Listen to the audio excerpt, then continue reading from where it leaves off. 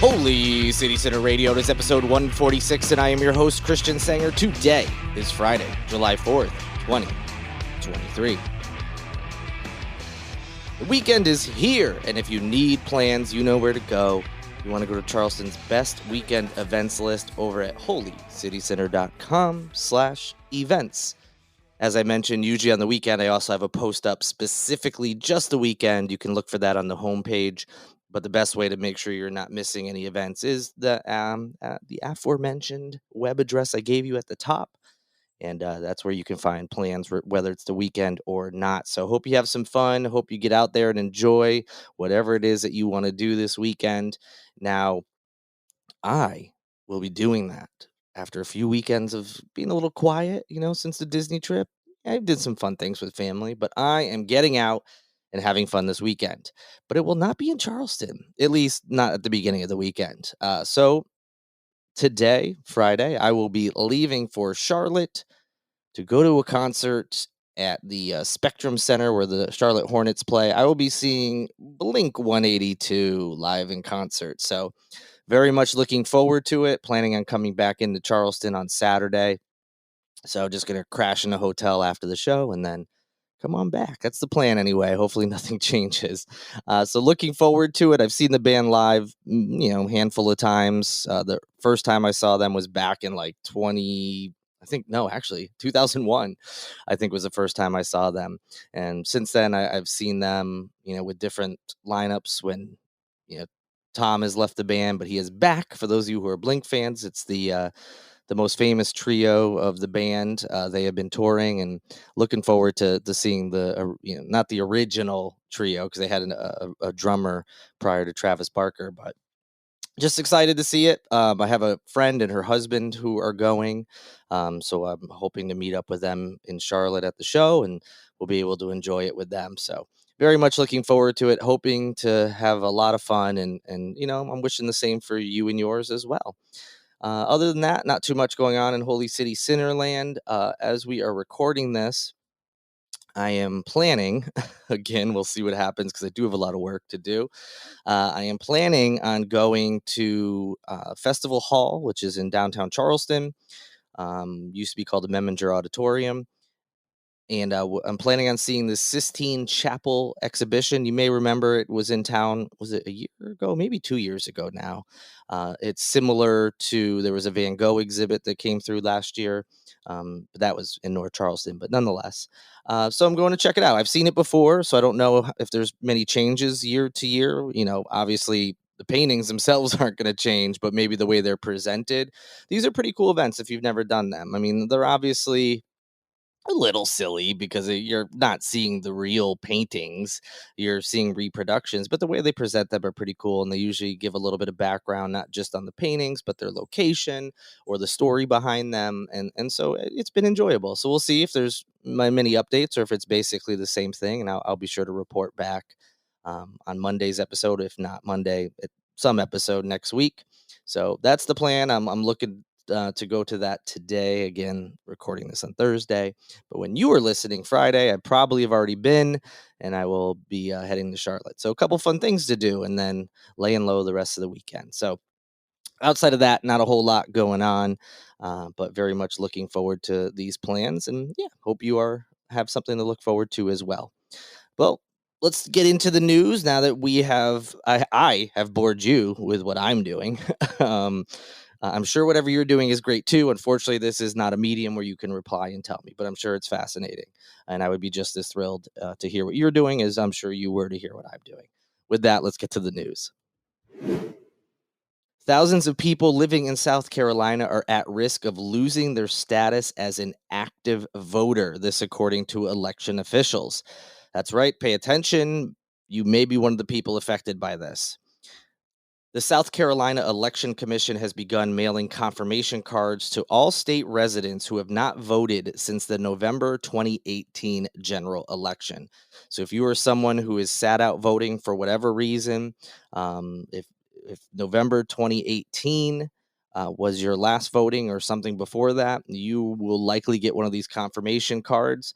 There's always a chance that there's some errors too. So even people who may have voted since then, if you get a card, so just be on the lookout just in case there's an error or something. But for sure, if you haven't voted since November 2018 in the general election in November, that is, you will be getting a card letting you know that you are running the risk of being taken out of the active voter rolls. Now I know this sounds like voter suppression, and I mean, maybe in a way it is, but this isn't abnormal. This is something that's been going on for a while, so this isn't a new thing. These cards are routinely mailed out to every single registered voter who has not voted in the last two general election cycles. This is in accordance with the National Voter Registration Act, which was passed back in 1993. So, like I said, this isn't some new shady thing. It's been going on for a little while, so this may not be news to some of you. As far as numbers are concerned, 160,207 voters in South Carolina are set to receive cards due to voter inactivity. So it's a pretty big chunk. So those could swing some elections, especially down ballot elections. Of that number of 160,000 plus, 10,674 are people in Charleston County. There were nearly 260,000 registered voters in the county and more than 3.34 million voters, statewide. So not a huge percentage, but still a good chunk of voters from whether it's the county or statewide that could potentially be removed and unable to vote unless they re-register. So if this is you, pay attention. Make sure you get this figured out before the next election. Voters, if you do receive this card, you're asked to confirm the address on the card and mail it back to the election office. Those who do not respond to the cards within 90 days will be marked as inactive and must reconfirm their address at the polls before voting in their next eligible election. That could be a whole pain in the butt. So if you get one of these cards, take care of it sooner rather than later, so you are not removed from the voter rolls and you don't have any hangups or hiccups when you go to vote if you are going to in the next general election. If you're wondering, the next general election is scheduled for November 5th of 2024. So a little over a year away, but again, don't wait.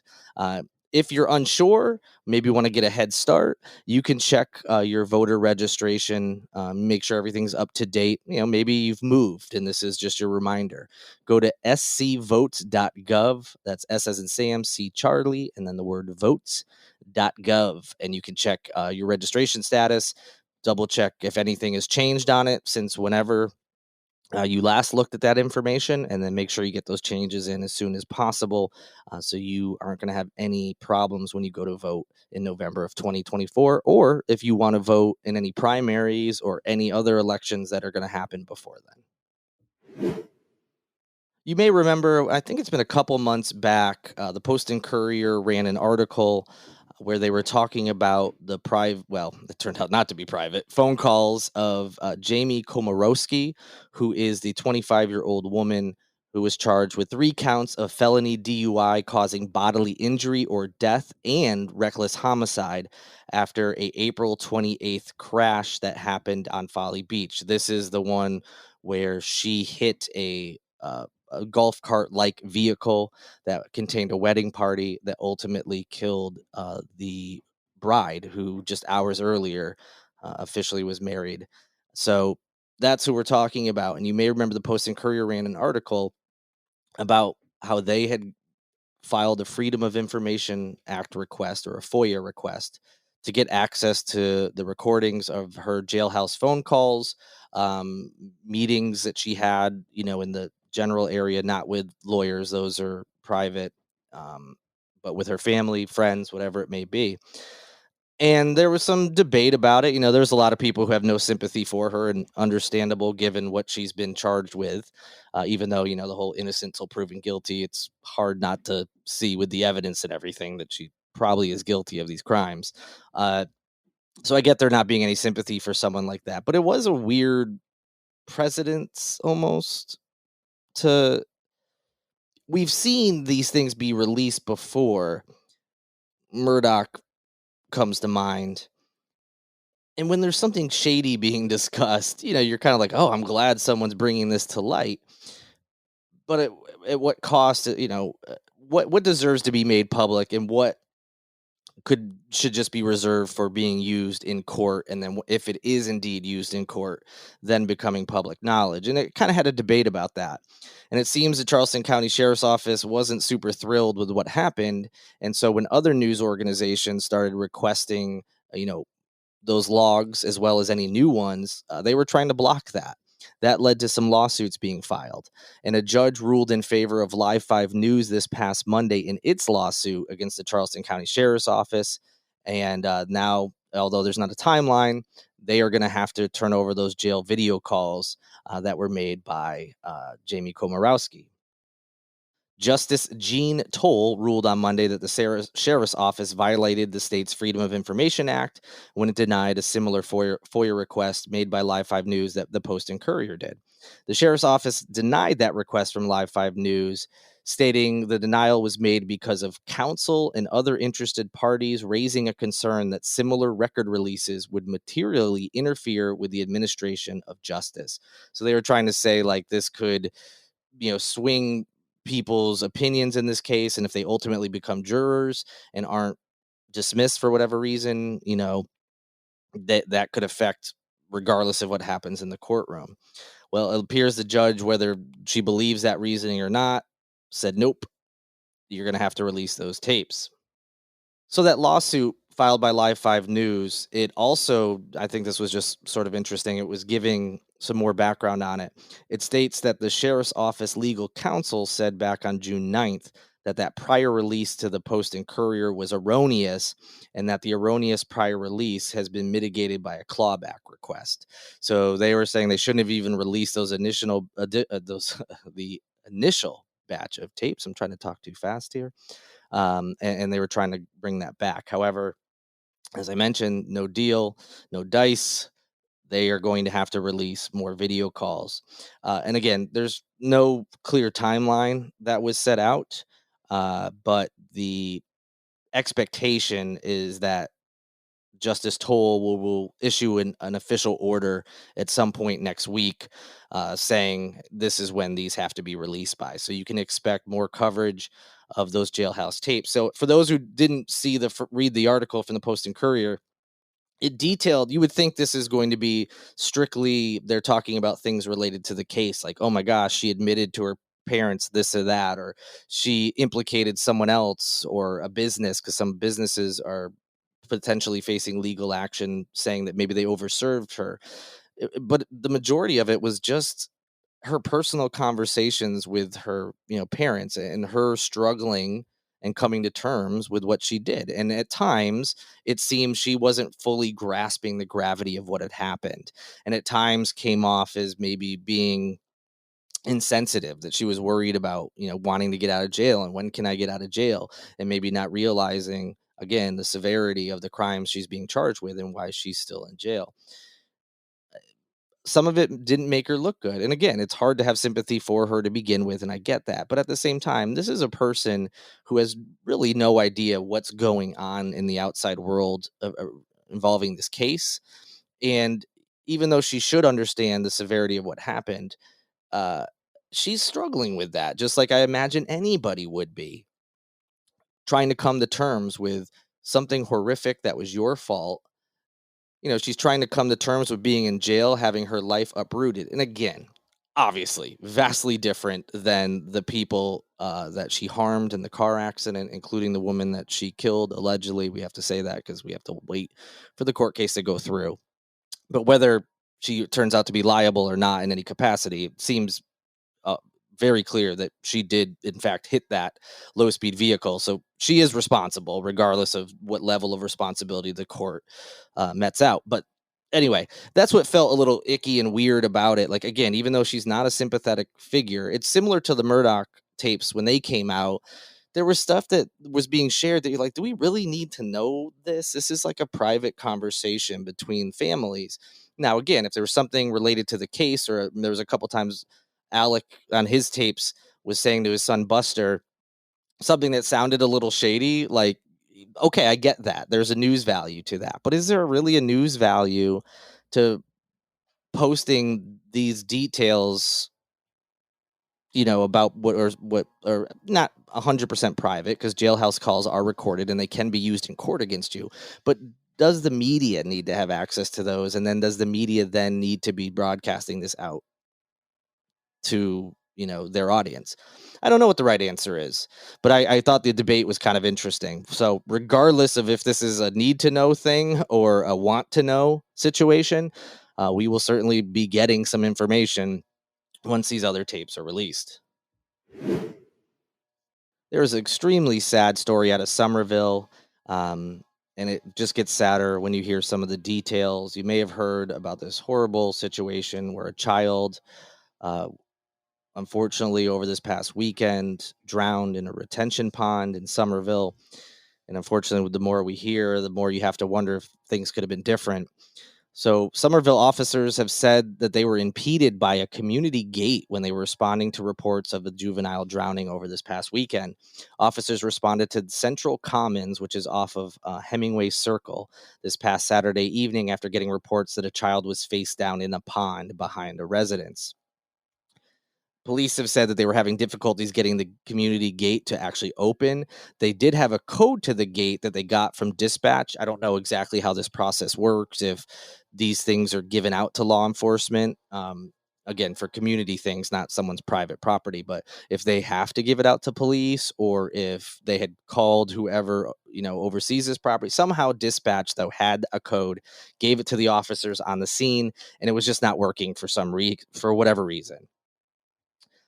They also said that the gate also wouldn't open using a vehicle audible system. Again, I'm not entirely sure what that is, but whatever method they were trying to get into this gate, they were not able to do it. Law enforcement says they then scoured the area looking for another point of entry.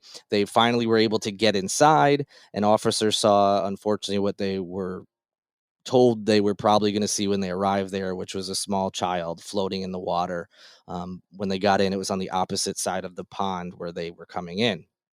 Officers rushed over to the child, and in their police report wrote that they observed residents standing on their back patios looking at the child in the water, not making any effort to get him out of the water.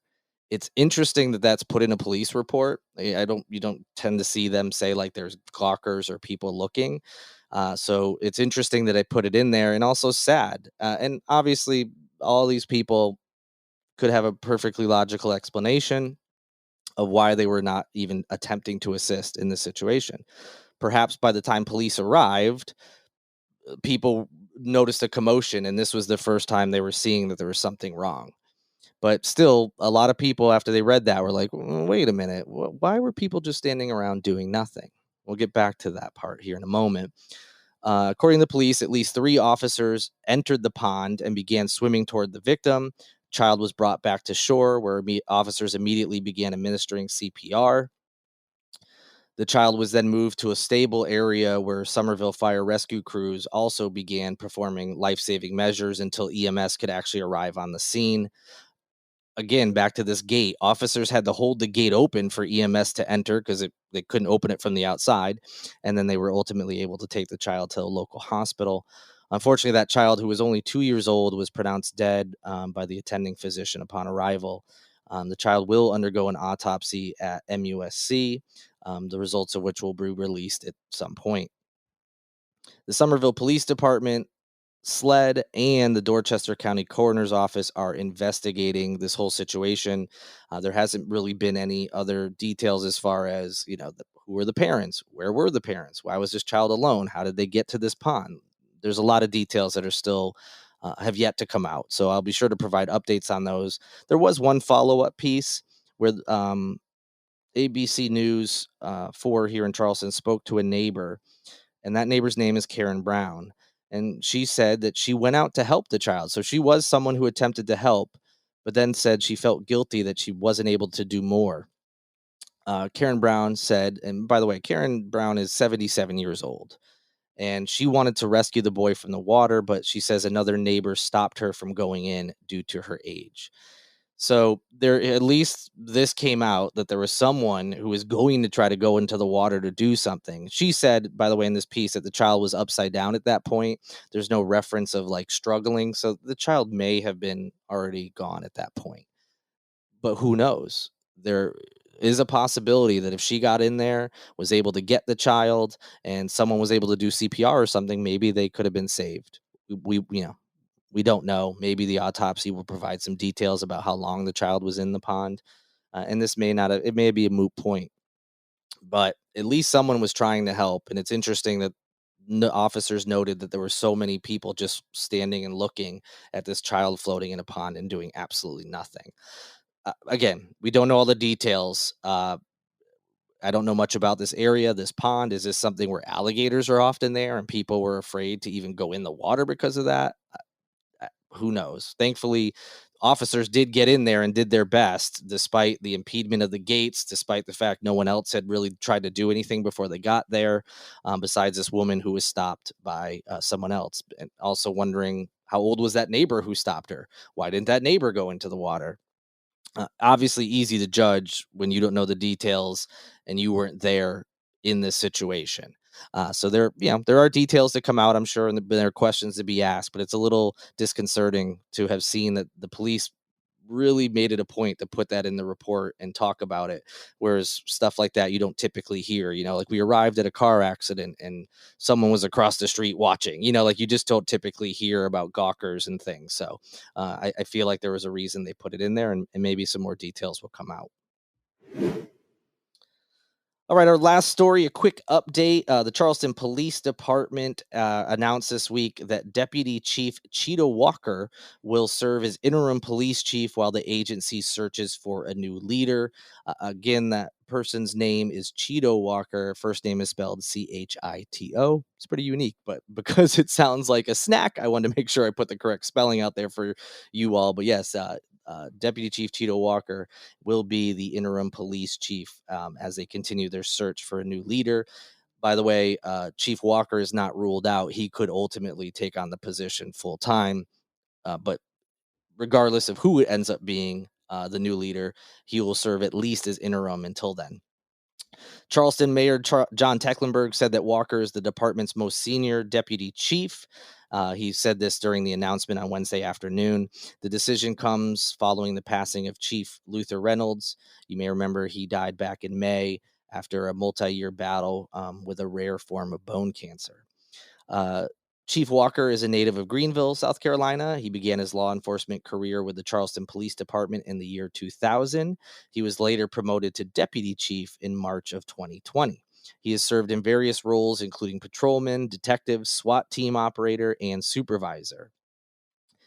In addition to being a deputy chief, he currently serves as the commander of the Procedural Justice and Community Policing Bureau. Charleston Mayor Tecklenburg said in June that the city was set to work with the Police Executive Research Firm, or PERF, PERF for short, in its search for the department's next police chief. It's the same search company that was used when they hired Chief Reynolds back in 2017. They hope to have the candidate finalists be presented to city council in October. And they've also said community leaders I'm talking about now, like Mayor Tecklenburg and others, are saying that the community will have an opportunity to meet with the candidates as well. So, of course, we'll keep you updated on that as well. So that'll do it for this edition of Holy City Center Radio. Have an amazing weekend. Again, if you need plans, go to holycitycenter.com/events and see what is going on. If you want to help out with this podcast, and that would be so awesome if you could, please subscribe on whatever platform you're listening on. It ensures that more people have the opportunity to hear the podcast, and also make sure that you don't miss any episodes. And you certainly don't want that. You want to be in the know. All the best people are. You can also help out by rating or reviewing the podcast on the same platform or whatever. Every platform's a little different. Anything you can do like that helps out as well. You can also go to holycitycenter.com/shop to pick up merchandise, or go to patreon.com/holycitycenter, where you can sign up for one of those support tiers. Regardless, thank you so much for listening. I truly, truly appreciate it. I've had a few people post on Instagram, like listening to the podcast, or I couldn't believe it when you said this part, or just little nice messages saying people are enjoying it. I got a couple this week. It was nice to hear that. I really, it's hard to know in this format. You can see how many people have downloaded, but you don't know how many people like actually listened and how long they listened and if they enjoyed it. So it's nice to hear that feedback. So thank you so much to those folks, and you know who you are. So thank you. I also want to thank Cole Collins with LMC Sound System, who produces each and every episode of Holy City Center Radio. And I also need to thank Tyler Boone as always, because his music is what you hear in each and every episode as well. As I mentioned, have a fantastic weekend. Get out there, enjoy Charleston or whatever else. If you're traveling like I am planning on, whatever you're doing, just have a great time, get away, enjoy it. Stay cool as well. It's supposed to be hot pretty much anywhere in this country or most parts of the world. But until Monday, which I'm already looking forward to talking to you on, good night and good luck.